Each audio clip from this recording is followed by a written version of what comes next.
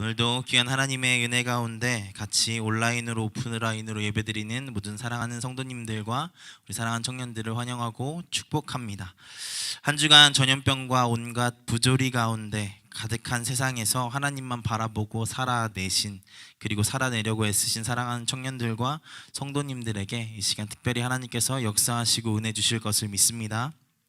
그렇게 온 마음과 정성과 충성을 다해 살아내려고 애쓰는 마음과 삶을 하나님께서 이미 보셨고 기쁘게 받으셨을 뿐 아니라 이 땅에서 완성될 하나님 나라에서 또 반드시 그 수고를 갚아 주실 것을 믿습니다.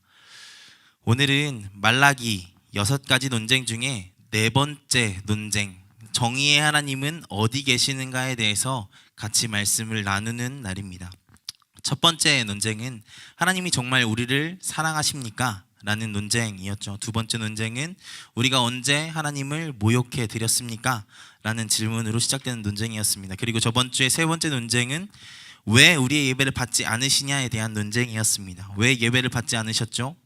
하나님은 우리의 삶을 보시는 분이시기 때문입니다. 삶 가운데 하나님 앞에 거룩한 삶을 살지 않는 자들의 예배를 하나님께서 받지 않으시겠다고 말씀하신 것이죠. 그리고 오늘 정의의 하나님은 어디 계시냐는 질문으로 4번째 논쟁이 시작됩니다. 사랑하는 여러분, 사실 이런 질문을 우리가 살아가면서 만나는 수많은 부조리와 부정의한 상황 가운데 종종 하게 될 수 있는 질문이지 않습니까? 사실 살아가면서 저도 이런 질문들을 했었던 것 같아요. 그런데 이상한 것이 하나님은 이 질문 받기를 정말로 싫어하셨다는 것입니다. 그래서 하나님은 오늘 말씀에서 이 말로 이스라엘 백성들이 하나님을 괴롭게 했다고까지 말씀을 하고 있죠. 아니, 현실이 그런데 하나님이 그렇게 말씀하시면 조금 우리 입장에서도 섭섭한 것이지 않습니까? 사실 살아가면서 우리가 경험하는 세상은 정말로 너무나도 부정의하고 부조리한 일들이 많이 벌어지잖아요. 최근에 우리를 모두를 분노케 한 범죄가 온 세상에 드러났습니다. N번방 박사방 사건이죠. 이 사건의 주범인 조주빈 씨는 성착취 동영상을 제작하고 유포한 혐의를 받고 이번 주에 포토라인에 섰습니다. 그런데 여러분, 더 무서운 것은 이 사건과 관련돼 있는 사람, 그 동영상을 공유하고 유포한 방에 관련돼 있는 사람이 26만 명이라는 것입니다. 누가 그러더라고요. 26만이라는 숫자는 전국에 흩어져 있는 택시 숫자와 같은 수라고 말입니다. 우리가 거리를 지나다니다 보면 택시 자주 보잖아요. 정말 쉽게 보죠. 그런데 그만큼 많은 사람들이 이 사건과 관련되어 있다는 것입니다. 무섭지 않습니까? 그만큼 이 사건과 관련된 사람들이 우리와 생각보다 많이 가까이 있을 수 있다는 것이죠. 정말 부조리한 세상 가운데 살아가고 있죠. 그리고 더 무서운 것은 지금의 이 조주빈 씨를 잊게 한 그 선배들이 아직도 많이 남아 있다는 것입니다. 또 앞으로 그 선배들이 검거되고 그들과 관련된 사람들까지 드러나게 된다면 정말 얼마나 많은 사람들이 이 사건과 관련되어 있을지 모르지요. 얼마나 더럽고 추악한 세상입니까? 타인을 자신의 욕망의 도구로 사용하는 이 시대가 얼마나 악하고 부정의합니까? 타인의 아픔 가운데 공감하지 못하고 그들이 괴로워하는 것을 보며 자기의 욕망을 채우는 이 더러운 세상이 얼마나 부조리합니까? 그런데 이 사건과 관련되어서 우리를 더더욱 분노하게 하는 것은 이들에 대한 처벌의 문제입니다. 박사와 비슷한 범죄를 한 왓치맨이라는 채팅명을 가진 사람이 최근에 받은 형량이 징역 1년 6개월이라고 합니다. 그러니까 대충 조주빈 씨가 사회적으로 많은 스포트라이트를 받아서 그것보다는 좀 가중 처벌이 되겠지만, 이렇게 주목받지 않은 비슷한 류의 사람들은 어쩌면 그들이 저지른 범죄와 비교했을 때 말도 안 되는 형량을 받고 그냥 그것으로 때우게 될 수 있다는 것이죠. 이런, 물론 그것들이 결과로 나오진 않았지만 그런 절망적인 생각들을 우리가 하게 되죠. 이렇게 범죄 행위를 보고도 괴로웠던 마음이 또 법이 집행되어지는 것을 보면서 우리의 답답함을 느끼게 될 때가 있습니다. 이 사건의 피해자들은 하루하루를 지옥같이 살아가고 있는데 이 시간을 견디고 있을 텐데, 그에 비해 가해자들은 너무나도 그 가벼운 형벌들로 그냥 이것들을 때우고 있는 것처럼 보이기 때문입니다. 사실 이렇게 우리가 생각하는 것이 이게 어제 오늘만의 일이 아니잖아요. 어린아이를 성폭행했던 조두순 사건을 비롯해서 정말 수도 없이 많은 사건들이 있어 왔습니다. 성과 관련된 사건 이외에도 묻지마 살인 사건, 사기 사건, 횡령 사건, 배임 사건, 부조리한 수많은 사회 문제들 가운데서 우리가 그렇게 판단되어지는 것들을 세상 가운데서 너무나도 많이 보고 있지 않습니까? 심지어 어떤 사람들은 그 세상 속에서 범죄를 했음에도 불구하고 떵떵거리며 남들보다 더 윤택하게 더 많이 가진 자로 살아가기까지 하죠. 이런 부조리하고 부정의한 세상 속에서 믿는 자든 믿지 않는 자든 이렇게 질문하게 될 수밖에 없지 않겠습니까? 정의의 하나님 도대체 어디 계십니까? 라고 말입니다. 특별히 오늘 말씀에서 어디 계시냐라는 표현은 사실 하나님이 안 계신 것 아니야? 라는 질문이 아닙니다. 계시는데 지금 뭐 하시냐라는 의미가 담겨 있는 것이죠. 왜 아무 일도 안 하시냐는 것입니다. 이것이 우리의 질문이지 않겠습니까? 하나님을 믿지 않는 사람들은 그래 하나님 없다고 생각하고 그런 질문조차 안 할 수도 있습니다. 그런데 이것이 우리의 질문이죠. 하나님을 믿고 있는데 하나님이 살아계심을 우리가 경험하고 알고 있는데 그렇다고 말하기에 하나님이 정말로 세상 가운데 이 세상을 통치하시고 만드셨다고 말하기에 세상은 너무나도 부조리하고 부정의한 세상 가운데서 우리가 이런 질문들을 하게 될 수 있다는 것이죠. 오늘 말씀에 이스라엘 민족도 그래서 이런 질문을 하는 것입니다. 그들이 의심하는 것은 하나님의 부재의 상황이 아니에요. 안 계시다고 생각하는 것이 아닙니다. 왜 하나님께서 일하시지 않냐는 것입니다. 제가 자꾸 이것들에 대해서 강조하는 것은 믿는 사람들이 하는 질문이기 때문입니다. 이것들에 대해서 기억하면서 이 말씀을 들으셔야 돼요. 믿는 사람들이 이런 질문들을 하게 된다는 것이죠. 물론 이스라엘 민족에게는 분명히 하나님이 기뻐하시지 않은 삶을 살아간 범죄한 삶이 있습니다. 예배를 전심으로 드리지 않았고 하나님 기뻐하시지 않는 삶을 살아갔습니다. 그래서 이스라엘 민족에게 이러한 어려움들이 닥쳤습니다. 이것은 이스라엘 민족들도 어느 정도 인정하는 부분이었을 것입니다. 그런데 문제는 이스라엘보다 더 악한 나라들은 더 세고 셌지 않았냐는 것입니다. 그리고 더 나아가서 이스라엘보다 더 악한 민족, 하나님을 믿지 않는 민족을 통해서 지금 이스라엘 민족을 어렵게 하는 이것이 정당하냐는 것이죠. 차악을 처리하기 위해서 최악을 사용하신 하나님이 정의로우시다는 것입니다. 그냥 괴로운 상황 가운데 하나님에 대한 원망을 쏟아놓고 있는 것이죠. 그래서 이들이 이렇게 질문하는 것입니다. 하나님께서는 정말로 정의로우신 하나님 맞으십니까? 하나님은 오히려 악을 행하는 민족을 저 페르시아나 바벨론이나 애굽이나 그런 나라들을 더 좋아하시고 기뻐하시는 것 아니십니까? 왜 하나님은 이런 부조리한 현실을 그냥 지켜보고 계시는 것입니까? 정의의 하나님 어디 계십니까? 라고 질문을 하고 있는 것이죠. 여러분, 그런데 사실이 이렇지 않습니까? 현실이 이런데 하나님은 왜 이 질문을 괴롭다라는 표현을 사용하시면서 받으시는 것일까요? 정의롭지 않은 세상에 우리가 살고 있는 것은 너무나도 명백하잖아요. 현실이 이야기하는데 왜 하나님은 이것을 괴롭게 하는 말로 들으시냐는 것입니다.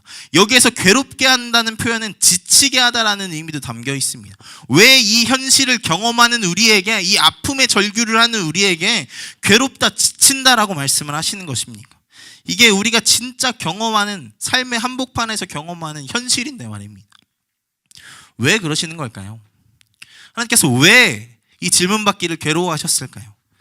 그건 사실 하나님께서 이스라엘 백성에게 원하시는 바가 있었기 때문입니다. 사실 여러분, 원론적으로 돌아가봐서 사실 이 세상이 부정의한 것은 에덴 동산에서 선악과를 따먹고 범죄한 인류가 세상에 만연해 있고 그 죄인들이 살아가고 있기 때문입니다. 이 죄인들로 충만한 세상은 부조리하고 부정의한 결과물들을 낼 수밖에 없는 것이죠. 이것이 사실 세상의 부정의함에 대해서 성경이 우리에게 제시하는 전제입니다. 하나님은 세상을 처음에는 선하게 완전하게 만드셨지만 우리가 하나님을 배반하고 범죄함으로 그 세상을 망가뜨렸다는 것이죠. 그러니까 세상의 부정의함, 부조리함은 하나님이 일하시지 않아서 그렇게 된 것이 아니라 바로 우리가 그 하나님의 사랑을 저버리고 배반했기 때문이라는 것입니다. 그런데 여기에서 중요한 것이 있습니다.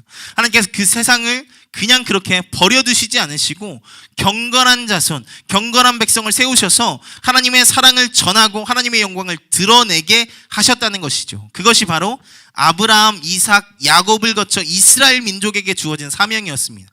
바로 하나님의 영광, 하나님의 살아계심을 드러내는 삶을 사는 것 말입니다. 하나님의 살아계심을 증명하는 삶, 그것의 살아계심을 드러내는 삶을 살아가는 것 말입니다. 하나님은 갈대아 우르에 살고 있던 아브람, 하란으로 잠깐 이동했던 아브라함을 부르셔서 이렇게 말씀하십니다. 창세기 12장 1절부터 3절입니다. 제가 읽겠습니다. 여호와께서 아브라함에게 이르시되 너는 너의 고향과 친척과 아버지의 집을 떠나 내가 내게 보여줄 땅으로 가라. 내가 너로 큰 민족을 이루고 내게 복을 주어 내 이름을 창대하게 하리니 너는 복이 될지라. 너를 축복하는 자에게는 내가 복을 내리고 너를 저주하는 자에게는 내가 저주하리니 땅의 모든 족속이 너로 말미암아 복을 얻을 것이니라 하신지라. 우리가 흔히 아브라함이 하나님께 복을 받았다라고 이야기를 합니다. 물론 맞습니다. 복을 받았죠. 그런데 여기에서 이도 이야기하듯이 하나님이 말씀하시는 복은 개인에게 임한 어떤 재물의 축적이나 땅의 엄청나게 넓어짐이 아닙니다. 그렇게 바라본다고 하면 아브라함의 삶 가운데 하나님께서 주신 것은 막벨라 굴 하나밖에 없어요. 복 받은 게 없는 삶이라는 것이죠. 오늘 말씀에서 하나님께서 말씀하시는 복이라는 게 무엇입니까? 아브라함에게 복을 받을 것이라고 말씀하지 않으시고 왜 복이 될 것이라고 말씀하셨습니까? 오늘 말씀을 잘 보시면 아브라함이 복이 된대요. 복을 준다는 것이 아니라 복 자체가 된대요. 3절을 보면 더 명확하죠. 땅의 모든 족속이 너로 말미암아 복을 받을 것이래요. 여기에서 말하는 복이 무엇입니까? 여기에서 말하는 복이라는 것이 무엇이겠습니까? 아브라함을 통해서 땅의 모든 족속이 하나님을 알게 되는 것이 복이지 않겠습니까? 이것이 아브라함이 받은 복입니다. 그 복을 이어받은 후손인 이스라엘 민족은 어떻습니까? 출애굽기 19장 6절입니다. 너희가 내게 대하여 제사장 나라가 되며 거룩한 백성이 되리라. 너는 이 말을 이스라엘 자손에게 전할지니라. 하나님이 이스라엘 백성을 뭐로 삼으시겠대요? 제사장 나라로 삼으시겠대요. 여러분, 제사장이 뭐라는 사람들입니까? 제사장은 하나님을 드러내고 사람으로 하여금 하나님과 연결되어지게 하는 역할, 그 사명을 감당하는 자들이지 않습니까? 그런데 누가 그 역할을 감당하게 된대요? 이스라엘 민족이 그 사명을 감당하게 될 것이래요. 이것이 이스라엘 민족에게 사명이었다는 것입니다. 제사장적인 사명을 감당하는 자들 말입니다. 그래서 오늘 말씀에 하나님이 괴롭다고 하시는 것입니다. 오늘 말씀에 이스라엘 민족이 그 사명을 감당했어야 되는데 사명을 잃어버렸다는 것이죠. 이해하는 자들이 누구래요? 바로 이스라엘 민족이라는 것입니다. 그런 너희가 어떻게 정의의 하나님이 어디 계시냐는 말을 할 수 있냐는 것이죠. 너네가 그 증거가 됐어야 하는데 양심이 있으면 그런 말 하면 안 되지 않냐는 것입니다. 왜냐하면 정의의 하나님이 살아계심, 정의의 하나님이 일하고 계심을 바로 그들이 나타냈어야 하는 것이기 때문입니다. 하나님은 지금도 우리에게 그런 질문을 하는 우리에게 어쩌면 조금 다른 어조였으면 좋겠지만 이렇게 말씀하고 계시는 것일지 모르겠습니다. 부조리한 삶, 부정의한 삶 살기 힘들지. 그런데 원하기는 너희가 제발 그 세상 한복판에서 나 여호와가 살아있고 지금도 역사한다는 것을 보여주었으면 좋겠어 라고 말입니다. 바라기는 우리가 그런 존재가 되기를 원합니다. 이 부조리한 세상, 부정의한 세상 속에서 하나님의 살아계심을 드러내는 존재, 그런 공동체가 되기를 정말로 소망합니다. 사실 이어지는 말씀은 바로 그 일이 일어나게 될 것에 대해서 말씀하시는 것입니다. 하나님은 그렇게 하나님의 정의를 드러냈는데 살기를 실패한 민족에게 다시 한번 임하실 것을 3장 1절에서 말씀하시죠. 하나님은 분명 앞서 두 번째, 세 번째 논쟁 가운데서 성전 문을 좀 닫았으면 좋겠다, 예배를 받으시지 않겠다라는 선언을 통해서 이스라엘 민족 가운데 함께 하시지 않는 것을 말씀하셨습니다. 그런데 1절에서 뭐라고 하십니까? 그 성전에 다시 한번 하나님께서 임재하시겠다고 말씀하십니다. 이것은 하나님께서 강력하게 이 땅 가운데 살아계심을 드러내실 것이며 우리의 죄악으로 깨어졌던 세상을 하나님 나라로 회복시키겠다는 선언이었습니다. 이스라엘의 실패로 인해 하나님의 일하심과 살아계심을 찾아볼 수 없는 세상 가운데 하나님께서 이제 직접 임하시고 역사하시겠다는 것입니다. 정말 놀라운 선언이지 않습니까? 하나님께서 세상 가운데 다시 한번 하나님의 살아계심을 밝히 드러내 보이시겠다는 것입니다. 그렇다면 여러분, 언제 그 일을 이루시겠다는 것입니까? 신약 성경에서 보면 세례 요한이 예수님께 제자들을 보내어서 당신이 진짜 메시아 구원자가 맞냐는 질문을 하는 장면이 있습니다. 그 가운데 예수님께서 이렇게 대답을 해주시죠. 마태복음 11장 4절에서 6절입니다. 예수님께서 대답하여 이르시되 너희가 가서 듣고 보는 것을 요한에게 알리되 맹인이 보며 못 걷는 사람이 걸으며 나병한 자가 깨끗함을 받으며 못 듣는 자가 들으며 죽은 자가 살아나며 가난한 자에게 복음이 전파된다 하라. 누구든지 나로 말미암아 실족하지 아니하는 자는 복이 있도다 하시니라. 이게 무슨 말씀이십니까? 하나님 나라가 시작되었다는 것을 말씀하시는 것이죠. 맹인이 보고 못 걷는 자가 걷고 나병한 자가 깨끗함을 받는 것이 무엇을 이야기합니까? 이제 아픔과 고통이 없는 진짜 하나님이 통치하시고 회복하시는 하나님 나라, 그 새로운 세상이 시작되었음을 직간접적으로 이야기해 주시는 것이죠. 그리고 이렇게 대답하심을 통해서 바로 너가 기다리던 메시아가 바로 나야라고 대답을 하신 것이기도 합니다. 여러분, 그런데 이 다음이 재미있습니다. 예수님은 그 요한의 제자들이 떠난 후에 이렇게 말씀하시죠. 요한복음 11장 7절부터 8절 9절입니다. 너희가 무엇을 보려고 광야에 나갔더냐? 바람에 흔들리는 갈대냐? 그러면 너희가 무엇을 보려고 나갔더냐? 부드러운 옷을 입은 사람이냐? 부드러운 옷을 입은 사람들은 왕궁에 있느니라. 그러면 너희가 어찌하여 나갔더냐? 선지자를 보기 위함이었더냐? 옳다. 내가 너희에게 이르노니 선지자보다 더 나은 자니라. 여기까지가 바로 세례 요한에 대한 설명이죠. 그리고 10절에서 이 말씀을 덧붙입니다. 기록된 바 보라 내가 내 사자를 내 앞에 보내노니 그가 내 길을 내 앞에 준비하리라 하신 것이 이 사람에 대한 말씀이니라. 이 말씀 어디서 많이 들어보지 않으셨습니까? 바로 오늘 말씀 말라기 3장 1절에서 만군의 여호와가 이르노라 보라 내가 내 사자를 보내리니 그가 내 앞에서 길을 준비할 것이요 또 너희가 구하는 바 주가 갑자기 그의 성전에 임하시리니 곧 너희가 사모하는 바 언약의 사자가 임하실 것이라. 예수님은 바로 여기에서 이 말씀에서 이야기하는 하나님께서 보내시는 하나님의 사자, 그가 바로 세례 요한이라고 말씀해 주시는 것입니다. 그러면 이어서 나오는 성전에 갑자기 임하는 주, 그 언약의 사자는 누구를 말씀하시는 것입니까? 바로 예수님 자신이라는 것을 말씀해 주고 있습니다. 바로 말라기가 전하고 있는 그 종말의 때, 새로운 하나님 나라가 시작되는 때가 지금 예수님으로 인해서 시작되었다는 것입니다. 바로 우리는 그 예수님이 시작한 하나님 나라를 살아가는 자들입니다. 바로 우리가 그 역사의 현장 가운데 있다는 것이죠. 할렐루야. 이것이 얼마나 복되고 감사한 일입니까? 이제 하나님께서 다시 확실하게 살아계심을 보여주실 시대 가운데 우리가 살아가게 되었다는 것입니다. 너무 가슴 뛰고 너무나도 벅찬 이야기이지 않습니까? 그런데 여러분, 참 슬프고 안타깝고 이상하게도 한편으로는 우리는 여전히 삶 속에서 이스라엘 민족이 했던 질문들을 여전히 하고 있습니다. 정의의 하나님 어디 계십니까? 하나님 왜 일하지 않으십니까? 라고 말입니다.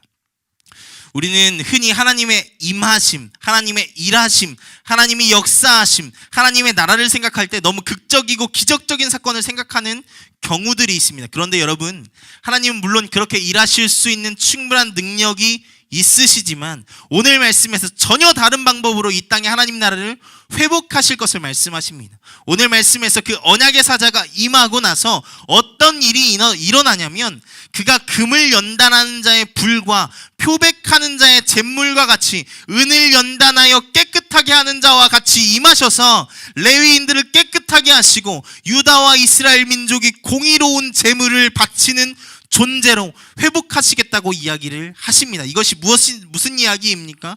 그 성전에 임한 주, 하나님 나라를 시작하는 이의 앞에 무릎 꿇은 자들을 금과 은의 불순물을 제거하는 것 같이 정결하게 하시겠다는 것입니다. 표백하는 자의 잿물과 같이 그들에게 부어져서 그들을 깨끗하게 하시겠다는 것입니다. 바로 그것을 통해서 이 땅에 하나님 나라가 시작되었다는 것을 만천하에 알리시겠다는 것입니다. 불을 떨어뜨리고 지진을 일으키시고 죽은 자를 살려내시고 어떤 기적적인 일을 행하셔서 세상 가운데 하나님의 살아계심을 드러내시겠다는 것이 아니라 그렇게 하나님께서 보내시니 그 하나님의 아들 그리스도 예수 앞에 무릎 꿇은 자들을 통해서 이 땅에 하나님 나라가 회복되고 있음을, 하나님이 일하고 계심을, 정의의 하나님께서 살아계심을 드러내시겠다는 것입니다. 이스라엘이 그러길 원하셨던 것처럼 우리의 회복을 통해 세상에 하나님의 살아계심을 보여주기를 원하시는 것입니다. 바로 우리가 정의의 하나님의 살아계심, 정의의 하나님이 살아계심을 증거하는 자들이 되기를 원하신다는 것이죠. 사랑하는 여러분, 여러분 정말 그런 삶을 살아가고 계십니까? 제가 전에 있던 교회에서 청년들하고 철학기도회를 막 이렇게 하고 교제하는 시간에 이제 끝나고 돌아가려고 하는데 한 청년이 저에게 와서 이렇게 질문을 했습니다. 예수님이 오셔서 하나님 나라가 시작되었다고 하는데 그 전과 달라진 것이 무엇입니까? 라고 묻더라고요.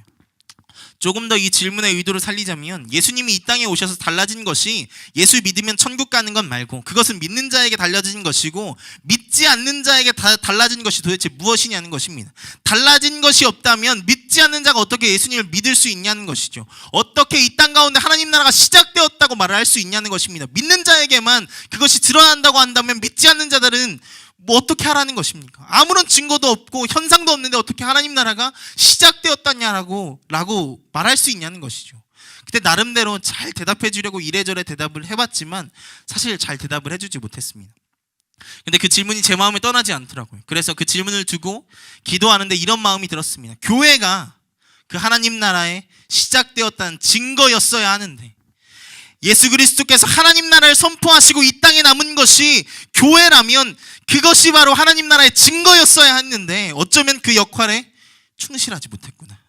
교회인 나부터 그 증거의 삶을 살아내지 못했구나 라는 마음이 들더라고요. 사실 하나님이 이 땅 가운데 우리 교회들에게 원하시는 것이 바로 이것이지 않습니까? 우리가 온 세상에 정의의 하나님이 시퍼렇게 살아있다는 증거가 되기를 원하시는 것이지 않습니까? 우리가 이 땅에 정말 하나님 나라가 시작되었고 반드시 우리 예수님 다시 오셔서 이 세상을 심판하실 것을 증언하고 증거하는 자들이 되기를 하나님께서 원하시지 않냐는 것입니다. 그것이 우리 그리스도인들과 우리 공동체 교회의 사명이지 않냐는 것이죠. 사랑하는 여러분, 정말 그런 삶을 살고 계십니까? 가끔 정말 안타까운 것은 많은 그리스도인들이 예수님을 믿고 구원받는 것은 정말 열심을 내고 예수 그리스도의 십자가를 묵상하며 내 죄가 씻겨지는 것에 대해서는 정말로 잘 묵상하려고 노력하지만 예수 그리스도로 연단되어지는 것, 표백하는 잿물과 같이 예수 그리스도의 보혈이 나의 삶을 덮어서 깨끗하게 된 이후의 삶에 대해서는 별로 관심이 없는 것은 아닌지 모르겠습니다. 사랑하는 여러분, 회개는요 돌이킴입니다. 회개는 돌이킴이에요. 그냥 내 죄를 버리고 오는 것, 쓰레기통에 버리고 오는 것이 회개가 아니라, 회개는 내가 지금까지 하나님과 반대되는 삶을 살아갔다면 이제부터는 그 길에서 돌아서서 하나님을 향하고 하나님을 위하는 삶을 살아가겠다는 것이 회개입니다. 많은 그리스도인들이 그렇게 이야기하죠. 제가 너무 연약해서, 제가 너무 부족해서. 네, 우리 다 연약하고 매일 넘어집니다. 매일 쓰러지죠. 물론 맞습니다. 우리는 부인할 수 없는 약함을 가지고 있지요. 그런데 그것이 우리에게 너무나도 익숙한 핑계가 되어버린 것은 아니냐는 것입니다. 매일 우리를 연단하고 씻어냄으로 어제보다 나은 삶으로 돌이키며 살아가야 되는데, 어제보다 하나님께 더 가까워지는 삶을 살아가야 하는데, 그 약함, 연약함을 핑계로 연단되어짐을 포기하는 삶을 살고 있는 것은 아니냐는 것입니다. 그래서 이 땅에 하나님의 살아계심의 증거가 되어야 할 우리가 도리어 하나님의 영광을 가리는 존재들이 되어버린 것은 아니냐는 것입니다. 사실 우리가 얼마나 많은 설교를 들어왔습니까? 그런데 그 말씀에 충성하고 결단하는 삶이 우리에게 정말 있습니까? 아니면 그냥 좋은 이야기 들은 것으로 끝나고 계시지는 않습니까? 그리스도인들에게 너무나도 중요한 믿음이라는 단어는 헬라어로 피스티스입니다. 그런데 이 피스티스라는 단어가 아직 완벽하게 번역되어진 것이 아니에요. 믿음이라는 우리가 잘 알고 있는 마음으로 믿어지는 것, 우리가 생각으로 믿어지는 것, 우리에게 확신을 가지는 것을 물론 믿음이라는 뜻 안에 포함하고 있지만, 그런데 헬라어 안에는 또 다른 믿음의 사유 용례들이 있습니다. 무엇이냐면 피스티스는 언제나 충성과 신실함하고 동의어로 사용되어졌다는 것이죠. 충성은요 헌신이고, 믿음은 충성이고, 충성은 헌신이고, 헌신은 결단입니다. 충성도 결단도 없는 믿음은 야고보서에서 말씀하는 그대로 죽은 믿음이라는 것이죠. 그러니까 더 이상 여러분, 순종을 미루지 마시고 결단하셔야 됩니다.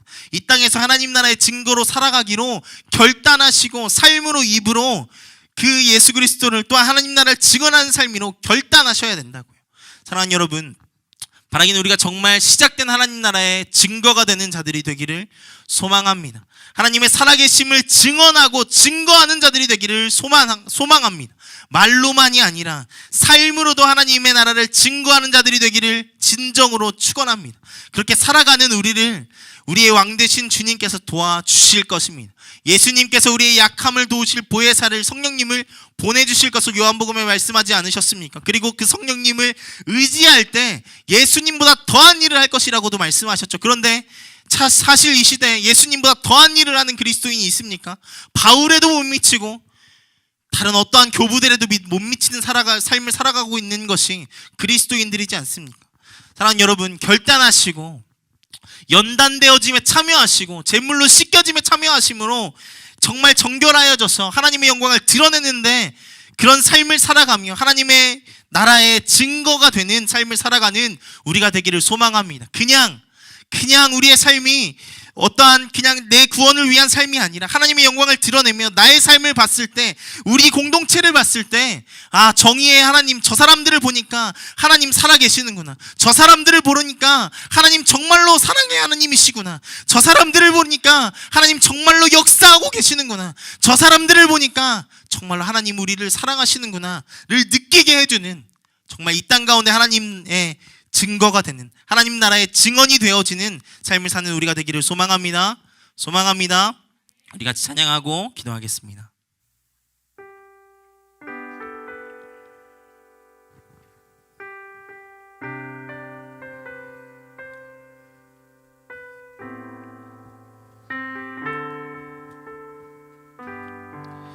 믿음의 삶은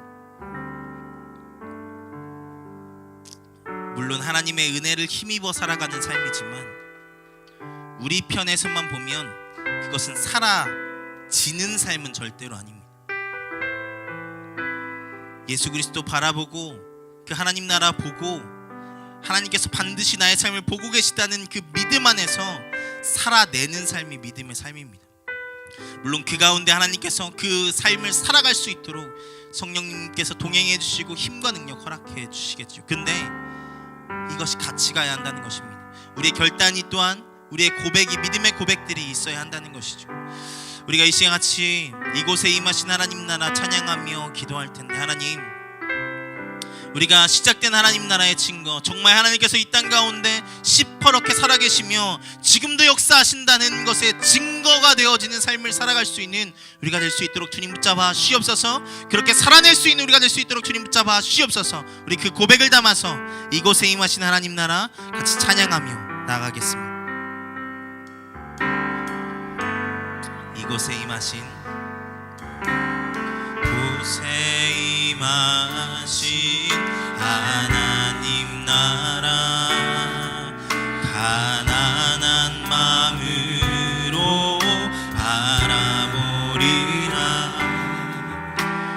먼저 그 나라 그 뜻 구하며 나의 삶 드리리. 주님이 맡기신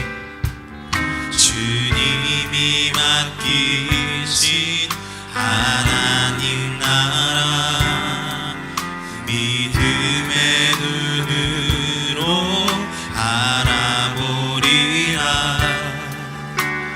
하늘의 뜻이 이 땅 가운데 완성될 그날까지 믿음나여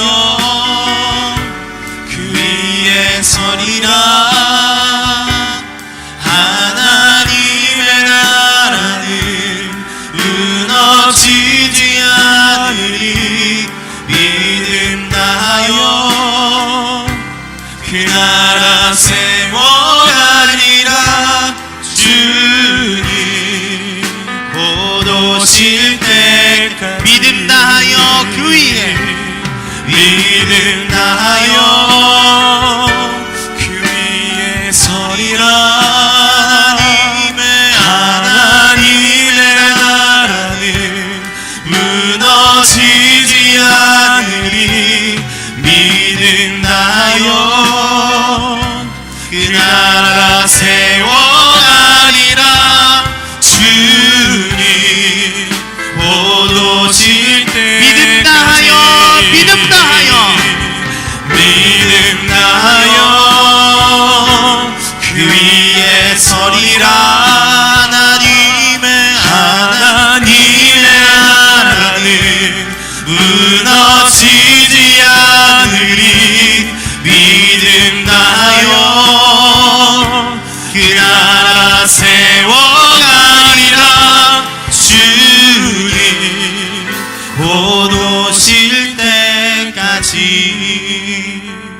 오늘 말씀에서 하나님께서 그렇게 이스라엘 백성들을 회복하시고 그렇게 이 땅 가운데 정의의 하나님의 살아계심을 드러내는 존재로 회복하시는 것을 통해 이 땅 가운데 하나님의 나라를, 하나님의 역사하심이 시작되었다는 것을 보여주시겠다는 말씀하시면서 덧붙이는 말씀이 있습니다. 그것이 무엇이냐면 나 여호와는 변하지 아니하노니 그러므로 야곱의 자손들아 너희가 소멸되지 아니하느니라.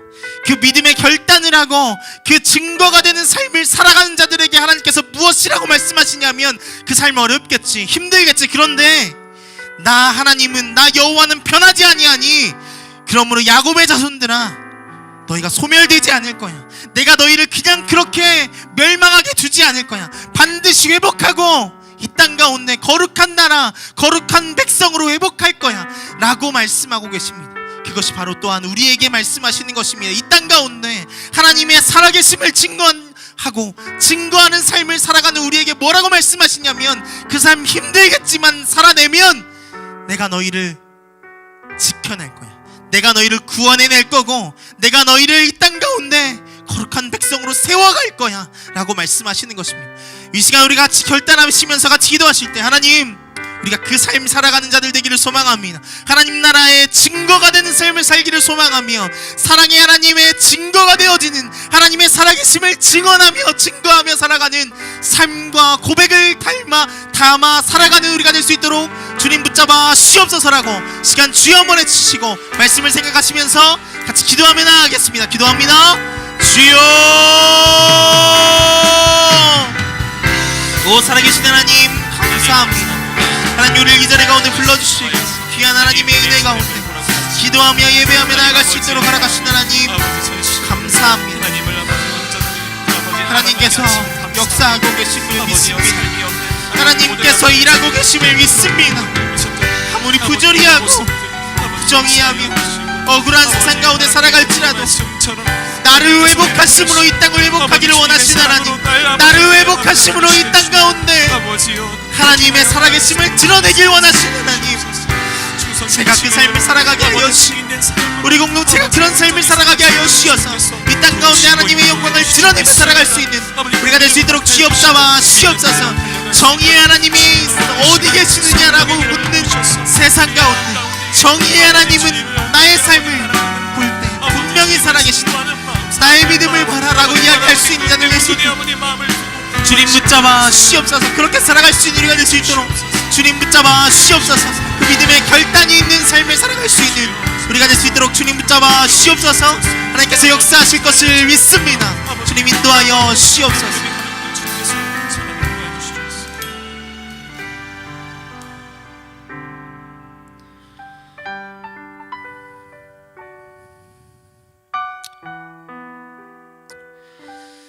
살아계신 하나님 감사합니다. 오늘도 우리에게 귀한 예배 허락하시고 귀한 하나님의 은혜 가운데 말씀을 나누고 같이 기도하며 찬양하며 나아갈 수 있는 귀한 예배의 시간 허락하심 감사합니다.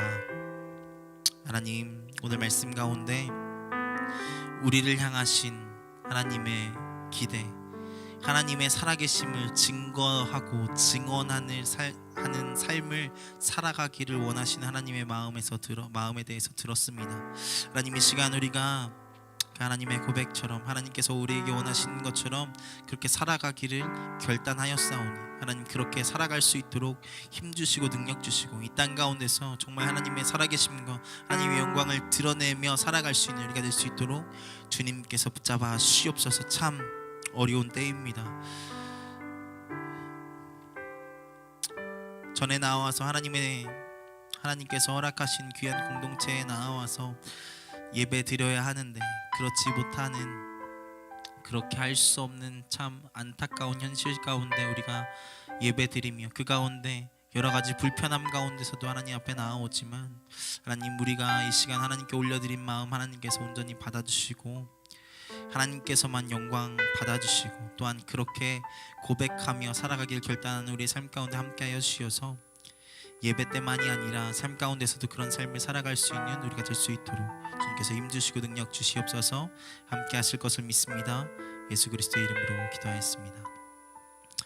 아멘. 감사합니다.